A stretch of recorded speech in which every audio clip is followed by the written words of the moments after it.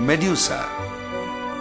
Greek की पौराणिक कथाओं में मेड्यूसा को एक पंखों वाली औरत के रूप में याद किया जाता है, जिसके बाल जहरीले सांपों के थे। 3 गॉर्गन बहनों में से वो एक थी। फोर्कस और कीटो की बेटी थी, जो सामुद्रिक देवताएं थे।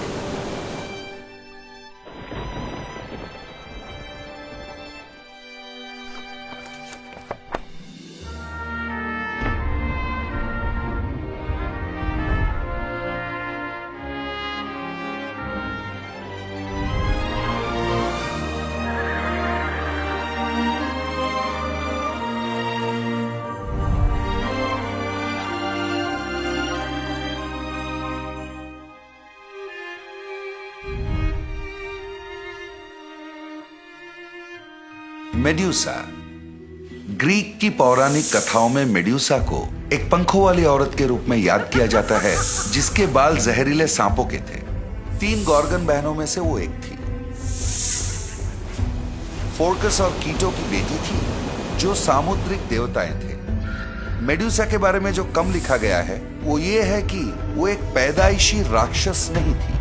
कई कथाओं में लिखा गया है कि वो पैदाइशी राक्षस थी, पर कई कथाएं इसका विरोध करते हैं। ओविड के हिसाब से मेड्यूसा एक बहुत ही सुंदर औरत थी, जिसके लंबे, घने और सुनहरी बाल थे।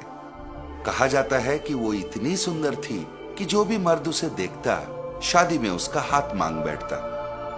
हर मर्द सिर्फ पोसाइडन के अलावा, जो समुंदर का भगवान था। पोसाइडन को भी वो बहुत पसंद थी, पर मेड्यूसा से शादी करने के बजाय उसने एथेना के पवित्र मंदिर में उसका बलात्कार किया। एथेना एक कुमारी देवी थी और उसकी मंदिर अपवित्र होने से उसे बहुत गुस्सा आया। इसका सारा दोष उसने मेड्यूसा पर डाला। उसने उसे श्राप दे दिया, जिससे कि मेड्यूसा एक राक्षस बन गई। उसके सुंदर घने बाल विषाक्त सर्पों में बदल गए। श्राप यह भी था कि जो भी उसके तरफ देखेगा वो पत्थर में बदल जाएगा। फिर कभी भी कोई भी उसकी तरफ बिना दंड पाए देख नहीं पाएगा, और फिर कभी उसे प्यार की एहसास नहीं होगी। इन श्रापों पर मेड्यूसा का कोई नियंत्रण नहीं था। मतलब ये कि उसे एकांत में अकेला ही रहना पड़ता। उसे सजा मिला, जबकि बलात्कार उसी की हुई थी। ऐसी कथाएं फैलने लगी कि मेड्यूसा एक ऐसी राक्षस है जिसे कोई नहीं हरा सकता। कई नामी ग्रामी योद्धा ने उसे मार गिराने की कोशिश की, पर वो सब पत्थर में बदल गए। ज़ूस का बेटा पर्सस को मेड्यूसा को मार गिराने का दुष्कर काम सौंपा गया। उसका सहायता करने के लिए कई भगवानों ने उसे उपहार दिया। हेडिस ने एक हेलमेट दिया, जिससे वो अदृश्य हो सके।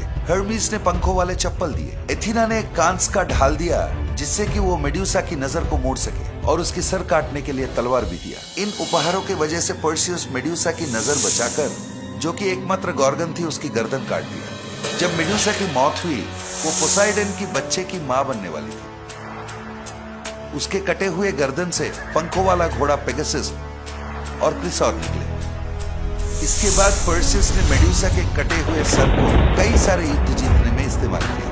ये सर कई जीते हुए युद्धों का पुरस्कार था। भले ही मेड्यूसा को राक्षस कहा गया है, लेकिन अपने समय में एक खलनायिका के तौर पे उसे सबसे ज्यादा गलत समझा गया है। शिकार होने के बावजूद एथेना ने उसे श्राप दे दिया। कई सारे योद्धाओं के खिलाफ ना चाहते हुए भी उसे लड़ना पड़ा, क्योंकि उसे मारना वीरता कहलाता।